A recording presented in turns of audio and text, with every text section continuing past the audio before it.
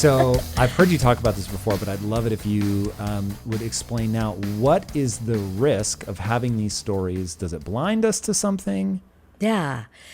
Well, I mean, it's a very powerful thing. I mean, we've already been doing it even in our conversation, right? We have ideas, concepts. That's in some sense stories about the way things happen, occur. Very useful packaging of complex information with the chronology, with a narrative, with an experiential or phenomenological perspective. I'm not knocking stories. Stories are great. But stories are constructed. Stories can, as we already discussed with regard to human memory, stories can be reconstructed. Stories can be altered as we're retelling them. Without us realizing. And, I'm a scientist. Stories are hypotheses. And we should kind of keep that in mind.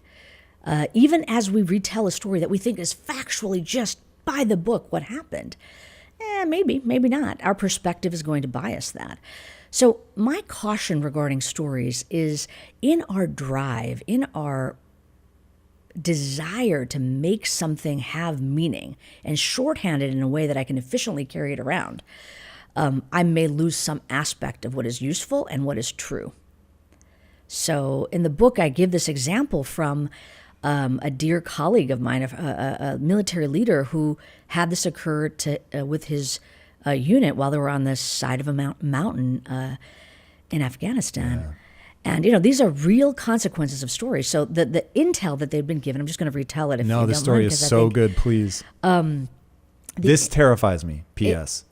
And think about what's unfolding right now in our world, right, with regard to conflicts that are unfolding.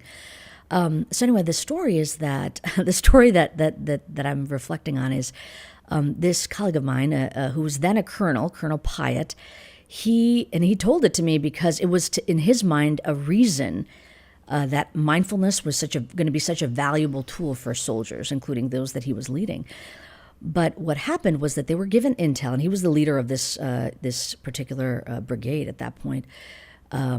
Or battalion, I can't remember what his particular leadership role was. But they were told that on the top of this mountain is an encampment, and the encampment is Taliban.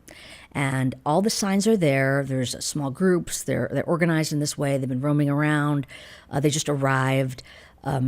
They are the enemy, and they need to be terminated. So essentially, they had planes flying above that were just on his command going to drop a bomb, and that group of the enemy was going to be obliterated. Well, they all had that story in their mind. And again, as they're approaching this encampment going up the mountain, literally him and his soldiers, that story is fully present and was going to bias everything that they are seeing. Because if you are told that this is what you're seeing, there's going to be something called a confirmation bias, where all the cues that are aligned with that story become more salient to you. You're checking boxes that say, yep, looks like that. Anyway, one of his soldiers, who was essentially a scout at the front of this unit walking up, went all the way up where he could get a visual confirmation regarding this group. And he's basically checking the list. Yes, I see young men. I see, that they're roaming about. They're surveying something. And then he saw something that made this then colonel pause. He said, I see no weapons. And that was weird, because if this is truly a Taliban group, that would be very odd for them to be roaming around without weapons on them. So essentially, he noticed what he did not see, which was breaking out of that confirmation bias. And then he reports back, I see no weapons. So everybody's sort of flagged at this point, like, that doesn't make sense. That's weird. But that alerted the colonel to say, don't fire. Don't drop the bomb on these people. Let's check it out. And that scout went and actually just ran up and tackled these guys that were sitting outside. All of a sudden, a group of people walked out of one of the dwellings, and it was this robust woman who is like screaming at them, like, get off of my guys. This was not a Taliban encampment. This was a Bedouin tribe that had been going there for hundreds of years to let their animals roam and have food. And then eventually the colonel made it up there. They actually sat with the leadership of this tribe.